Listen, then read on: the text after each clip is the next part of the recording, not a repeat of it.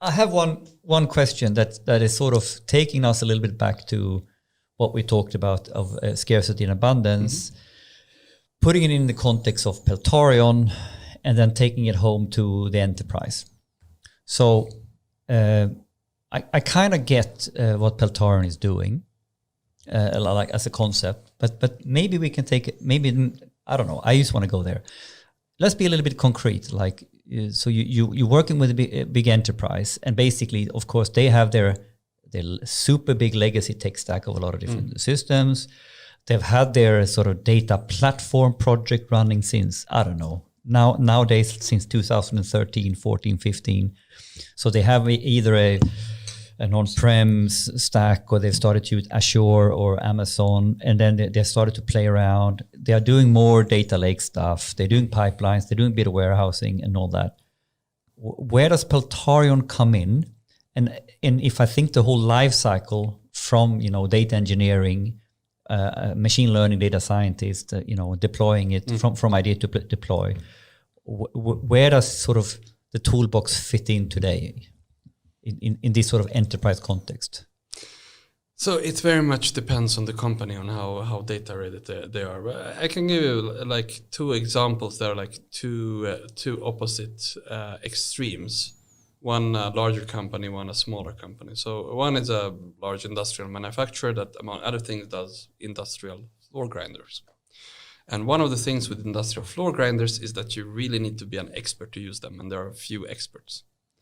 Now, so they had the idea of, can we, in some way, through vibrations, through sound, through something else, record how one of these experts does it, and sort of create a model that can then guide a novice user to use it.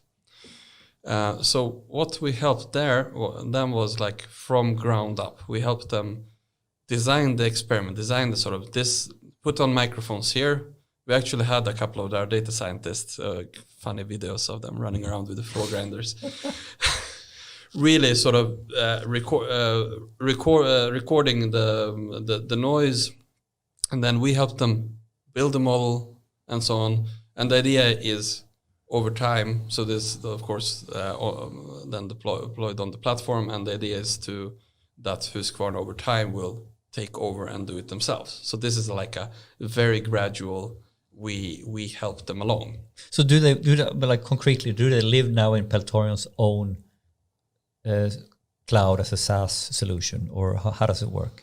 Basically, it depends a bit on the project. If it's simple like image classification or some of text things, or things that's typical stuff that we support really well on the platform, then it goes on the platform. Otherwise, it gets queued in a stack on stuff to be added to the platform. Mm-hmm. So in that case, we make sure to prioritize that in the development, and then we deploy it then on the platform. Mm-hmm. The other example, sort of the sort of extreme opposite in the other end, and I always bring up this example because it's my favorite. It's a Swedish medical company called Sybase that create this probe for the melanoma detection. And they were a very early platform user, and their idea was, can they augment the probe data with image data? So that's basically, you could, apart from measuring a birthmark with the probe, that you take a photo of it. So the combined data goes into a model and it comes out with a prediction.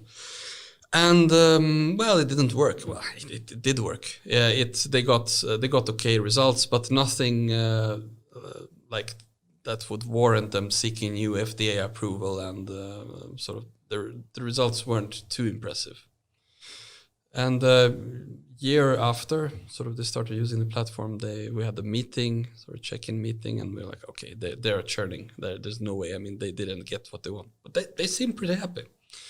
And they said, yeah, the melanoma thing, we put that on hold, but we discovered another thing. So there's a layer in the skin, that's a membrane that keeps crap from getting into the skin, into the body.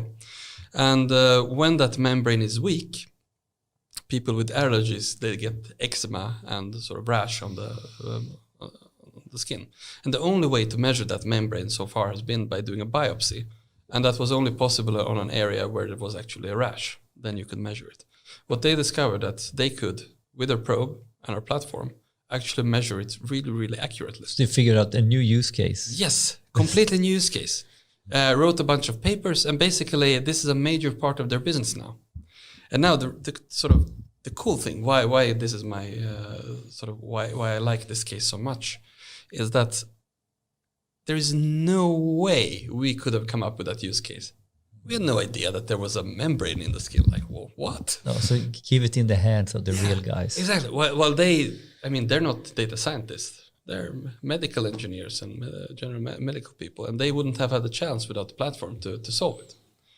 So that's super. And then at the end of the meeting, they said, basically almost as they were walking, "Oh yeah, we have another system in production," and that's